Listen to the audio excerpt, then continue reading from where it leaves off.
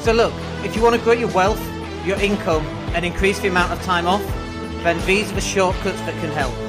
Welcome to the Wealth Creation Podcast. Welcome everybody, Dan Latto speaking. We are live. So welcome to the Mindset and Hustle Show. My name's Dan Latto, and in today's session I want to talk to you about buying toys. Boys' toys, girls' toys, grown-up men's toys, whatever that happens to be for you. So it could be a car, could be a speedboat, could be a jet ski, could be holidays, could be drones, could be camera equipment, could be whatever it happens to be, whatever your toy happens to be. We've got an itchy nose. And also next door neighbours are out, so if there's a bit of noise, it's from them. So this is kind of one of the things that we're just talking about in my mastermind group. And it's this idea of how do you buy a Lamborghini? And where does the money come from for that Lamborghini? And I got very specific ideas about where the money comes from to buy stuff. And so when we're talking about toys, let's just use cars as an example for now. But again, it could be holidays, it could be we bought an inflatable pool, for example, an inflatable slide to go in the pool, for example. That's one of the toys. Anything that's classed as a luxury. A car is a luxury, by the way, especially one more than £1,000. So anything more than £1,000 on a car is a luxury, because you don't need to spend more than £1,000, do you? You choose to spend it. You want to spend it, and there's reasons why you want to spend a lot of money on a car. But anything more than £1,000, anything less than £1,000, you can buy second-hand. Nissan X-Trail in the UK was my last car in the UK. But what I see, and one of the things that absolutely sends shivers down my spine on Facebook, people saying, oh, I've got this, look at my new toy, my new baby, and it's a £17,000 BMW or Mercedes or a Porsche or whatever, right? And I've had all of those cars except the Merc, but my money to pay for those didn't come from a full-time job. It came from elsewhere, and that's really where I want to get into. And this is the mistake that I see people making on a regular basis, is that they're using money from a job, so they have to get in the car to take them to work to earn enough money to pay for the car that gets them to work. And then they buy a house, and then they leave the house to go to a job in a car, and they have to have a job to pay for the car, to pay for the house that they've just left, to pay for all of that through a job. That just doesn't make sense to me. And I've not had a job for 18 years now. 17 years this month, actually. 18 years this month. I left in June, 18 years ago, whatever that was, when I was 29, before my 30th birthday. I bought a Porsche, and then I went backpacking in June or July of that month. And I wanted to do all of that before I turned 30. I'm 47 now, so that's 18 years ago.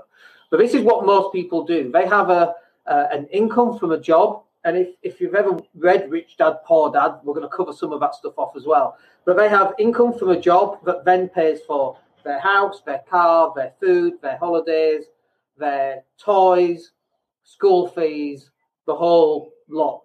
And so that's really dangerous, by the way, because if you've only got one income and you lose that job, as many people have done and are about to, through recession and through furlough, and some people are not going to go back to their jobs. I don't know how legal or illegal that is, but some people are not going to go back to their jobs, and some people don't want to go back to their job, and other people are desperate to get back to their job. But I don't know if they're even going to have a job to go back to.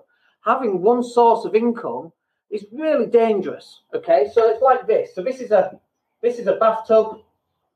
Do you like my bathtub? This is a bathtub with feet. These are the taps. My drawings, by the way, are renowned for being excellent. This is a tap. This is the little tap thing on top. And this is bits of water going in. And most people, this is the plug hole, and this is the water draining away. Okay? For most people, this is the income source. They've got one income source. And I think that's really, really dangerous. Okay? But that one income source pays for a house. It pays for the car. That's a car. It pays for the kids' school fees. It pays for food. It pays for holidays. And we've got one income source. If that income source stops, they've got a massive problem. The house goes, the car goes. And your job as an investor, or your job as a human being, okay? Not just an investor, but your job right now is to have multiple streams of income. So you want another tap. I don't care how you make that tap. A side hustle, buying and selling cars, buying and selling websites, creating some business of some kind, buying and selling property, rent to rent, lease options, property sourcing. It doesn't matter what that is, but you've got to design another tap that's going to give you more cash flow.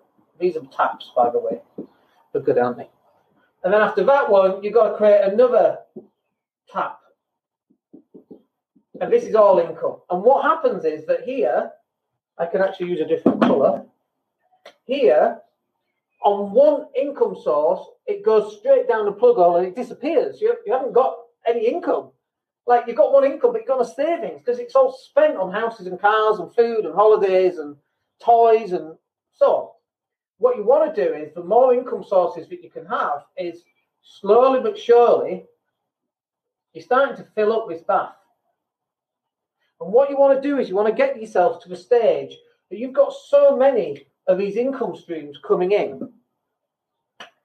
Like, so many income streams coming into this, that this bath, which is your wealth, right? The water is cash. The bathtub is your wealth. But you keep filling this up, and eventually the thing's pouring out all over the place. You've got so much cash coming in from so many different income streams, but you can't even spend it as fast as you want to. And you don't want to spend it that fast anyway, because you want to build in a buffer. So you've got, if something hits the fan, you've got a buffer so that you're not then going to get yourself into a situation where you lose all of this. This is one of the things that we see. Success is a really poor teacher. Because what happens is people get really successful, then they get really cocky, then they start buying Lambos and Porsches and Ferraris and luxury condos and all this stuff, right? And if something happens, poof, and it's gone, it's wiped out. And we don't want that for you. But what we do want for you is multiple streams of income. Multiple streams of income. I write that up there just so that anybody who's coming look at this and go, what is that craziness? Because people join and leave all the time as we go live. But this is what I need you to have, multiple streams of income, so you're topping up this bath. Now, this is why knowing what your expenses are every single month and how much is going out. Like this bit, the drain, this is the plug hole, this is the money going out and going into the drains. You want to know how much of that actually is going out, and that will help you know how much of this extra income you need to start filling up your wealth. The bathtub is the wealth. The income is cash flow. That's the water filling up the bathtub. Most people's, they've got one, and it goes all the way through, and it's gone. I'm just looking for my... Oh, here it is. And it's gone. I was looking for this to rub it out because it's a dreadful diagram, but hopefully you get the idea behind that. Let's talk about toys then, and let's use it as Rich Dad Poor Dad. We've not taught any Rich Dad Poor Dad stuff in years, but let's do it. So, if we were to do an income, an expense statement, let me just make sure you can see that. Let me get rid of that here. Let me hide that. There we go. Okay. Assets, liabilities. Okay, this is income. This is expenses. So most people have an income and it's a job. Okay. They buy a house, which is a liability because it takes money out of your pocket. They have a car, £17,000 BMW. £28,000 Merc, £50,000 Porsche, and they've got zero assets. So their only income is from a job, effectively, and that's from you having to go out, which is where you're exchanging your time for money. So you have a job that comes in, and it pays for your £17,000 car. Okay, so it's paying for that, and it's paying for your house. And the problem is that if you lose your job, you've lost your house potentially, and you've lost your car. You might have insurance to cover those, like payment insurance and so on. one of the things that the wealthy do is that they protect what they've got. And we see this a lot where people are not protecting anything. It's just a comment. Let me just see what that says. Yeah, bitch dad, poor dad. There we go. Thank you, brother Tobit. Brother Tobbit. Thank you, brother. Okay, so, but this is the problem, is that people have a job and they spend it and it's gone. And what we need you to do is start getting some assets. And this could be a house. It could be a business. Could be a training course, could be a book, and each one of these is going to start adding more income. And you're going to have so much income, you can give up your job. And by the way, if you ever get to the stage where you're going to give up your job, you need to have something to replace that job, because, you know, I retired the first time before I was 30. We bought a Porsche, we left Dell, where we used to work, and went travelling, and I came back and half my portfolio was empty, and at that point we decided to start the lettings agency. But during that period, I remember having a conversation with a friend of mine, and he's like, oh, if I was you, I'd just be playing golf all day. Bear in mind, I'm 29. And I'm like, yeah, but who with? It's like, because all my mates were working. He's like, yeah, I didn't think of that. What are you going to do? So you have to have something to do. If you've got all these assets and they're generating an income, you still got to do something. People say, why do you start businesses and buy businesses and sell businesses? What else am I going to do? You can only jet ski so many times. Walking on the beach is amazing. Even that gets boring. Everything gets boring after a while if you just do it too much. So you've got to have different things to challenge you. And I think we are challenge overcoming machines. We are machines that search for meaning. There's a good book, by the way, called Man's Search for Meaning by Viktor Frankl. You should get that book. But we're constantly looking for meaning in our lives, and this is one way of doing it, by starting businesses and looking after assets. But the whole point here is that your assets give you income, and your income pays for your house, and your income pays for your car. And if you've not got any assets, your car should be £1,000 max. If all you've got is a job, you shouldn't be getting a £500, £600 a month car. That's crazy. It's madness. And I know that people don't like me saying that. Well, you know, I work hard and I deserve it. I deserve it. All you've done when you've bought yourself a car through job income, all you've done, let me just do this for dramatic effect. Brother, I've seen your message and I'll come on to that shortly for you. Let's just get rid of this. Okay. If you're in a job and you're buying a car using money from your job, a car equals prison. How's that for dramatic effect? All you've done, so you've got a job, that's paying £500 a month towards your car, okay? All you've done now is you've forced yourself to create yourself a little prison. And that prison is your job. Because you can't escape that prison, because in order to escape that prison, you have to get rid of the car. And people program themselves to say, yeah, but I love my car. I deserve my car. I'm worth it. I work hard. I play hard. Therefore, I should get a car. And all they've actually done is built themselves a nice, tiny little prison, and they don't even realize it.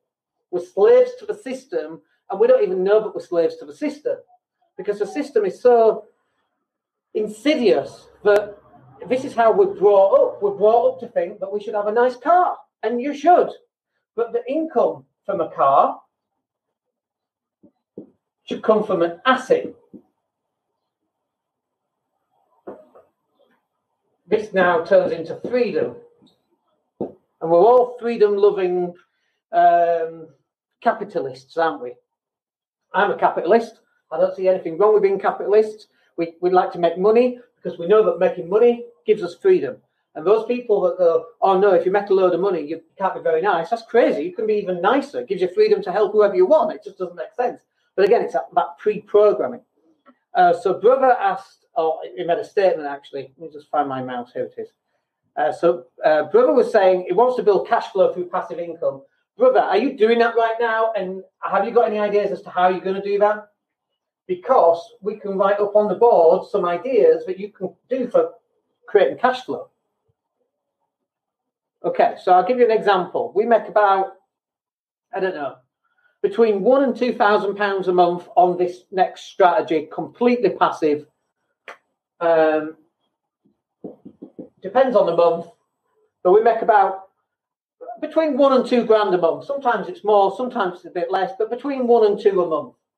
That's between £12,000 and £24,000 a year, and it's an online course. My online course is £27.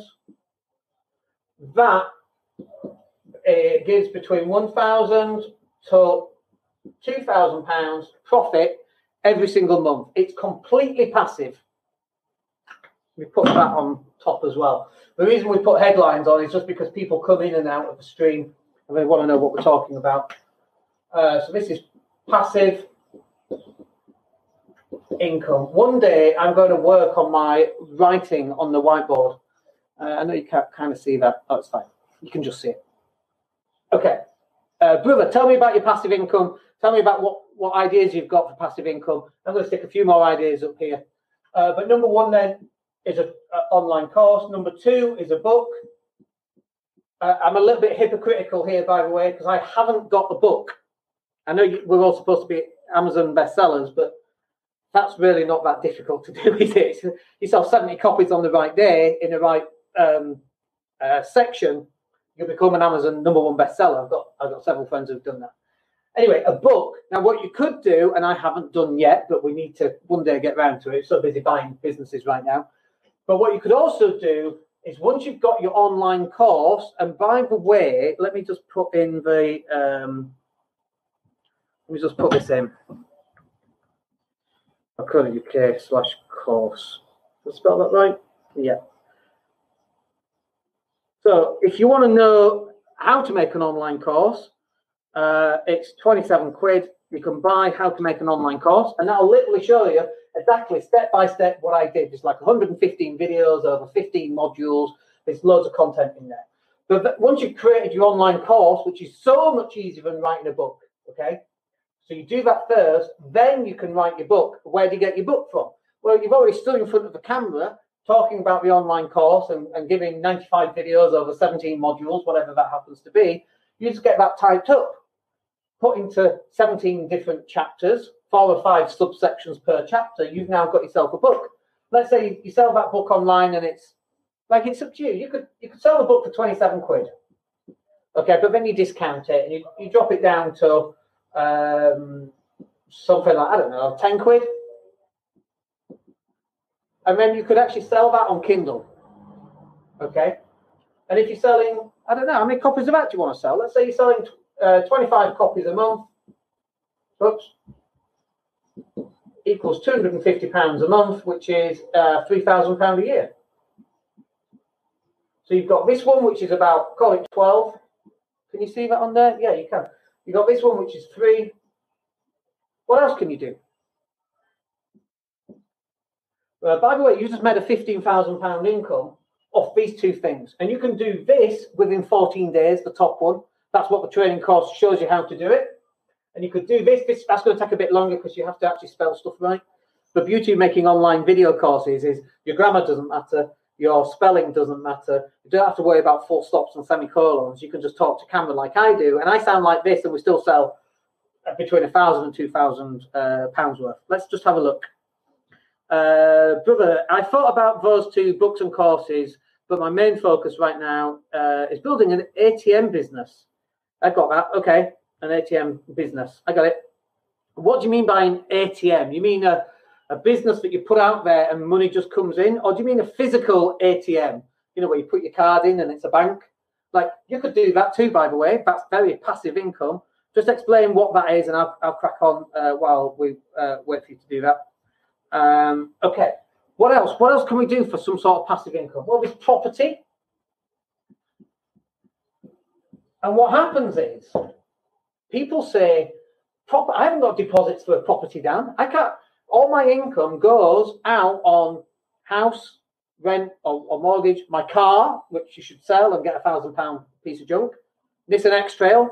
Love my Nissan X-Trail, by the way. Bright red thing. just dump everything in the back. You could go to the tip. Nobody ever asks you questions. As a property investor, wonderful car, great on fuel. Love that car. Spent $1,000 on it. You know, forgot to put oil in it one time. It just keeps on going, right?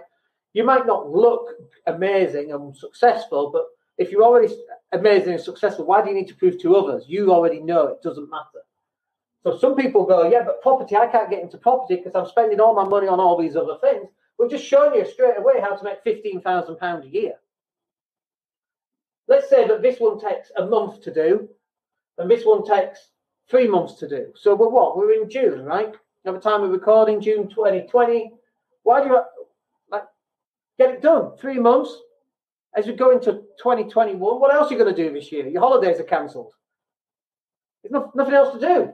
You might as well start creating courses, start generating some passive income. That's the whole point, right? Start replacing your income. You've been furloughed maybe, so you're making 80%. Now you can start building with some other stuff. So property, like it could be rent to rent. Let's cover rent to rent, not keen on it, but it's a good starting point. So you can rent a place from a landlord for, let's say, a city centre, 1-bed flat for £700,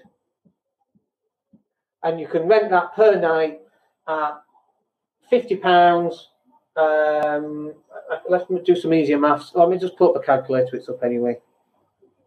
Like I don't like rent to serviced accommodation. 700 divided by 50 is 14 nights. So £15 a night equals 14 nights. If you can get more than 14 nights, so let's say you can make 20 nights a month, so that's 6 times 50. Oops, it's 300 a month. That's 3,600. That's one example of rent to rent via serviced accommodation. You could do it that way. I'm not a great lover on those, by the way, just so you know. We still teach how to do them because some people want to do them, and that's all right. It's just you're exchanging one job for another job, in my opinion, and that's okay. I don't mind doing that. And if it's a job on the side that's making an extra £300 a month, that's awesome, and that's just one example. You might want to get a HMO. You might want to convert into 2 separate flats. So you buy a 3-bed semi, you convert to 2 separate flats, you sell one flat, you sell the other flat. That's where your uplift is. It could be HMOs. So you buy a house, you extend it, you put more bedrooms in it, you HMO it. You're going to generate a lot of cash. But the point I'm getting to here is when people go, I haven't got enough money for property. Yes, you have, but you have to create it. Just because you haven't got enough money today doesn't mean that you're not always going to have enough money. You just got to start thinking a little bit more out of the box. That's what entrepreneurs do. We solve problems for people and we get paid in return according to the amount of value that we provide those people. So my £27 training course, we got an awesome review in this morning. Let me just find it. I'm going to read it to you. Such a lovely thing to wake up to. So my training course, which is £27, and it's priced cheap, and we know it's priced cheap, but then we make a lot of sales from it. So why would we not do that? So this was a testimonial from the training course that people are buying right now for £27. Amazing. Just wanted to let you know how much I enjoyed the course. I binged watched all the videos and took loads of notes. I've been wanting to get into sourcing for a year now, but there were areas I lacked confidence in, and the course has provided all the tools and information that I was looking for. I now have a new burst of confidence and motivation to get started. I'm fully compliant now and booked onto Tina's course next week. Tina does all the compliance. To make sure I've done everything and I've nearly finished my website. So excited that I'm finally getting somewhere. Thanks so much. I can't thank enough for your help. Have a great day. I mean, how amazing is that to wake up to and get reviews coming in for actually helping people, right? So you're going to get paid in relation to the value that you're giving people. And actually, £27 way too cheap. Another review came in and said the value in that course is more value than the weekend course that I went on that I paid £2,500 for. We want to give as much value as possible. That's the whole point. Because when we overload with value, one, we're going to buy it, or necessarily they don't know how much value is in it. But two, they're going to buy the next thing, and we're building relationships and all of that good stuff that comes beyond that. And also, by the way, does he think it feels good to wake up and get a testimonial like that? Hell yeah. Of course it does. Like, you should be doing that too, but you've got to build a course that's really going to help people. And when you do that, this becomes automatic. So let me just put £12,000 in there so people know. Let's put some pound signs in as well. So property. Let's run some numbers on a property then. So let's take. I'm not going to run the numbers completely, but on a 70k property, you're going to put what 20% down. Deposit is 14k. You got stamp duty at 3%, so that's 2,100. Add another £1,000 for closing costs, so that's what 17,100 to get you into a deal. Just checking you can see that still. That's how much a property deposit on a 70k house is going to get you. 17,100. Are you pretty close to it? Like, could you almost buy one property per year just doing this strategy? Yeah, I think so. Why couldn't you? But it's a stepping stone process. 1, 2, 3. Everybody's looking at this, and it's like, well, hold on, you got the money. Yeah, but Dan, can you help me? I've got no money. I've got all this credit card debt. Going on a brand new £2,500 training course is not going to solve that until you start understanding your money and your cash flow and your income and your expenses and your assets and your liabilities. You've got a bigger problem going on right now, which is you don't understand the flow of money, because if you did, you wouldn't have credit card debt. People talk to me about how can I get a good return on property, and I'm like, how much credit card have you got? I've got £20,000 of credit cards. And what APR? 20%? Yeah. So 20 grand's worth of credit cards costing you £4,000 in interest payments. It's not even interest payments. In adding more cost onto it, 20%. No property is going to give you 20% return, or very few are going to, unless you get really lucky. Some do exist, and I've missed out on a couple, by the way. There were some studios in Doncaster for like 70 grand. There was 6 of them in one block for 70 grand. They all needed refurbing. Honestly, the returns on that was, I phoned up and it had gone, it had been snapped up, but they do exist somewhere. So let me just have a look here. So brother's just saying, so building up your own startup capital is the best strategy. Yes, that's it. Everyone's focused on this, trying to find a sneaky way of buying this with no money down. Why are you doing that? You've got a bigger problem. Why have you got no money? Like, this is the thing that people don't kind of talk about. It's like this taboo subject. Well, I've got no money and I've got all this credit card debt and I want to buy £1 million property in the next 4 years. What are you talking about? You ain't going to do it. Because if you did do it, you're going to go bust because you ain't got any money, and you need these lessons to learn before you can start getting into this. Everybody wants this without going through the experience. Remember, you get paid twice on this planet. The first is in experience, the second is in cash, right? Everybody wants a cash.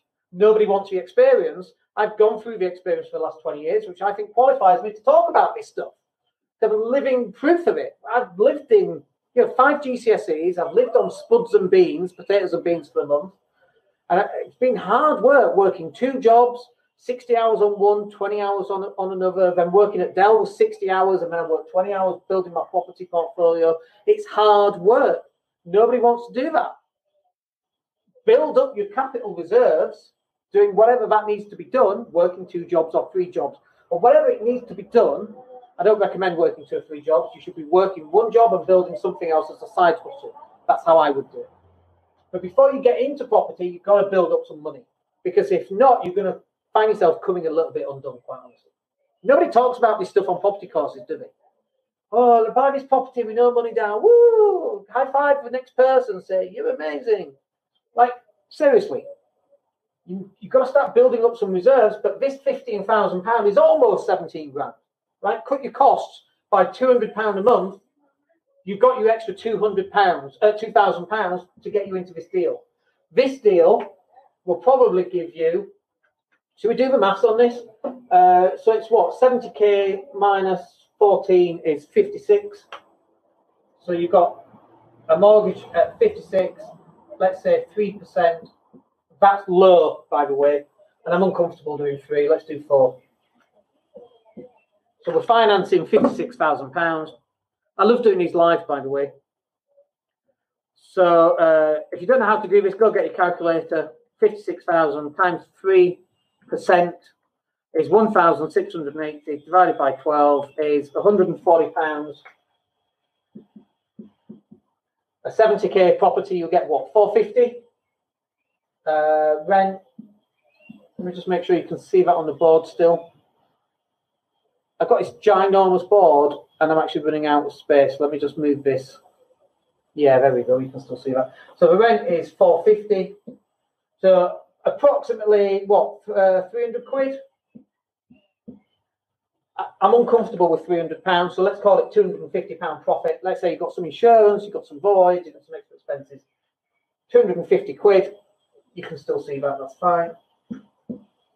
Which is 3k per month. That's year one. What happens? That then comes up here. Now you've got £18,000 for year two. Guess what you're going to do in year two? Exactly the same again, and repeat and repeat and repeat. And the idea is at least £3,000 every single year, they start getting faster and faster and faster. And this is what it looks like. I'll get rid of all this. This is actually what it looks like. Actually, I'm not twisted this round. I'm not going to. This is what it looks like when you start working on this. It's slow to begin with, and nobody wants to get rich slow. That's the problem. Nobody wants to get rich slow. This is what it looks like. You've got time and you've got wealth. Today, 20 years, right? This is 2020. This is 2040. So you've got 20 years. This is what that graph looks like. And this is what's really funny, actually. I should have left a little bit more space. But your graph starts here because you're negative, right? You don't have any wealth. This is zero. This is, I don't know, a million, say. Oh, let's put 10 million. Why not? You're starting here, right? Because you're negative wealth. And it takes ages, it takes ages, it takes ages, and it woof. Now, if you were to look at Warren Buffett's wealth, exactly the same. If you were to look at my wealth, exactly the same. 20 years, right? I don't know where I am on this. I think I'm about, I don't know where I'm at. I'm probably about here. And this year and next year is probably here, actually, for me. Because we can feel it. We can see it in all the stuff that we're doing. We're buying businesses. We're buying properties. And this is just going up. And that's probably more or less where we are. And the next 20 years, I'm 47, so 67. The next 20 years, I'll be up here somewhere. That's the plan. Might work, might not work. Most people, they think it's like this. No, actually, most people think it's like this. That's how most people think it is. I'm going to rub that out and put it in red. Dramatic effect. Most people think you start off wealthy, and for some reason your wealth decreases as time progresses. That's how most people want it to be. And then I suppose some people think it's like this, where it's just a straight line, and it's totally not. On wealth building, it's totally not a straight line. It takes freaking ages. But by the way, put your comments in down below. Happy to answer any questions that you may have. It takes time to build your wealth, and people think I need to start on property straight away, and that's not what people should be doing. Right here, you've got to be working on cash flow. And then here, that translates into assets. Now, you might be building assets to generate cash flow along the way, okay? And it might not be property. They might be building online training courses, creating a business. You might create a plumber's business. One of the businesses we've literally just this week created, we've got a limited company through, is a property repairs, maintenance, and a cleaning business. That's one of the businesses we've just created. In addition to that, we've got another business that I can't talk about that we've just created, which is called a special purchase vehicle, an SPV, because we're about to buy a building company, hopefully, touch wood. Where's wood? Got to touch wood. But that's going to go through. That's a £2 million company. And then we're on to our next and our next and our next. Okay, so it could be that's what you're doing. You're creating businesses that generates cash flow. A business is still an asset because you can sell it, but it's based on cash flow. And I've had arguments with people in the past, people going, no, you should be buying property for capital appreciation. That's really risky. Why don't you just go to the casino and put 50 grand on red and hope that the roulette reel comes up? Like I don't invest like that.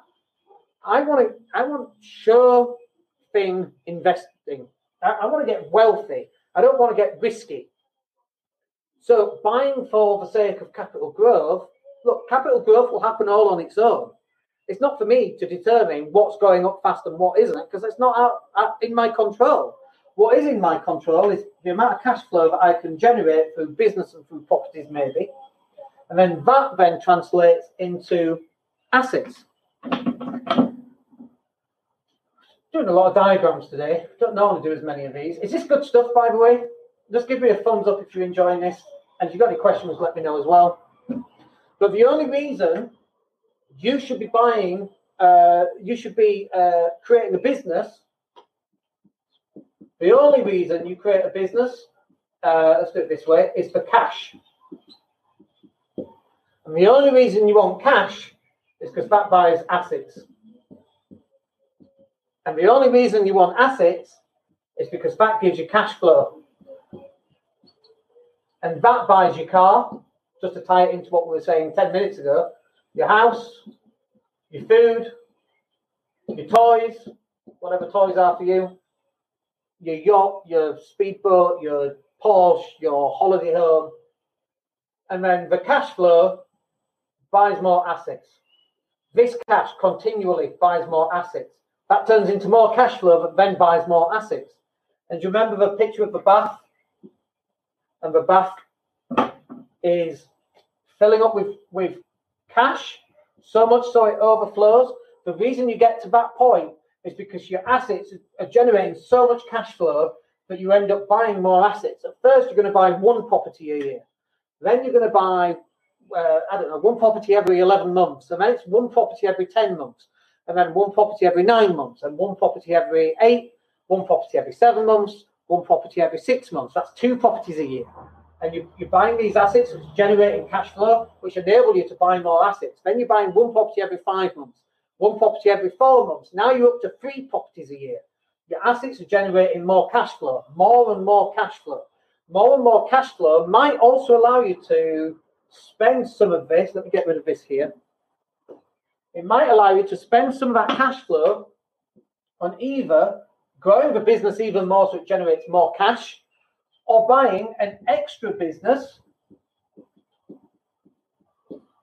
which enables more cash, which then buys more assets, which then generates more cash flow, which will either buy more assets or buy more businesses.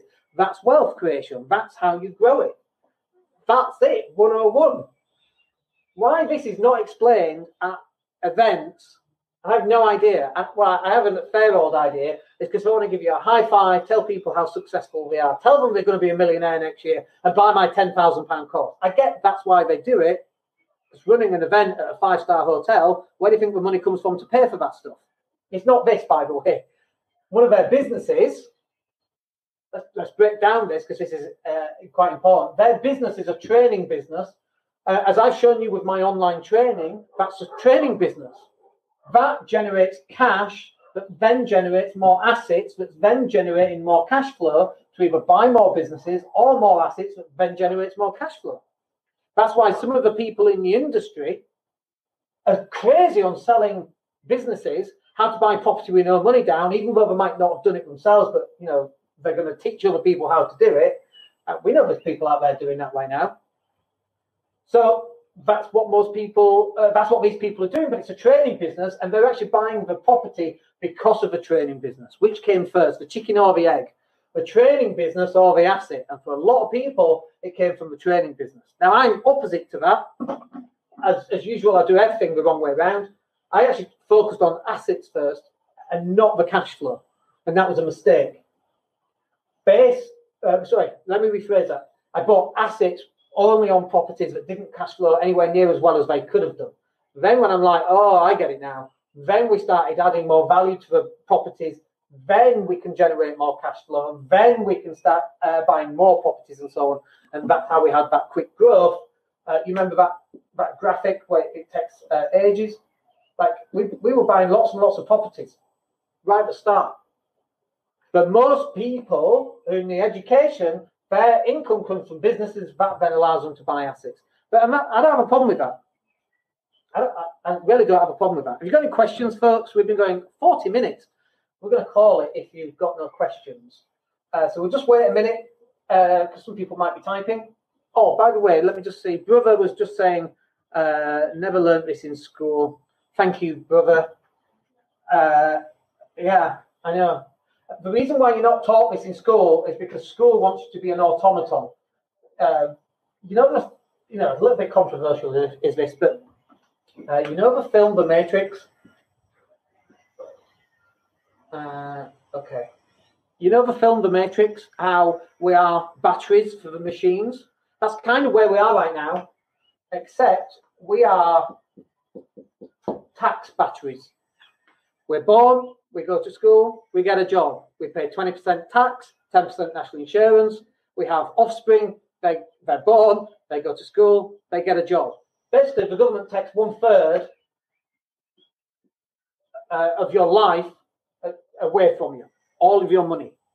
If you're in business, you can control your tax much more. Corporations, as we know, Amazon, Google, Starbucks, everybody complains about them, but they still use Google, right? Not hypocritical at all. But this is the reality of the situation. Through using vehicles such as businesses and property and so on, you have more control over tax than you would normally. Question, can dividends for investments be passive? Yeah, let's look at shares. So I've got, for example, AT&T, which is the American communication company. They have a 6% dividend. Now, the problem with shares is that if you put £100,000 into AT&T, that's £6,000 a year. It's only £600 a month. You can't live on that. Okay. If you put 100 grand into, what did we say earlier, £17,000 per property. Let's work out these. This is why I'm in property, and it's good just to do these examples again. So 100,000.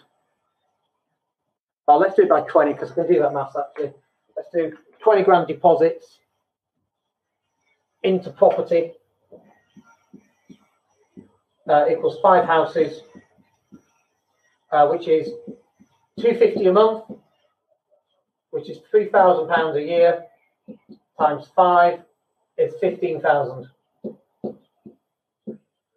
So you're comparing this £15,000 income with this £6,000 income. That's why I put my money into property. Controversial, I think. This is not financial advice. I'm not a financial advisor. I can't advise you for any finances. I don't recommend that you buy AT&T. I don't recommend that you do anything. I recommend that you get educated as much as possible and learn and contemplate how all this stuff works and make your own decisions. I'm not a financial advisor. I've got to make that really clear, obviously, for legal reasons.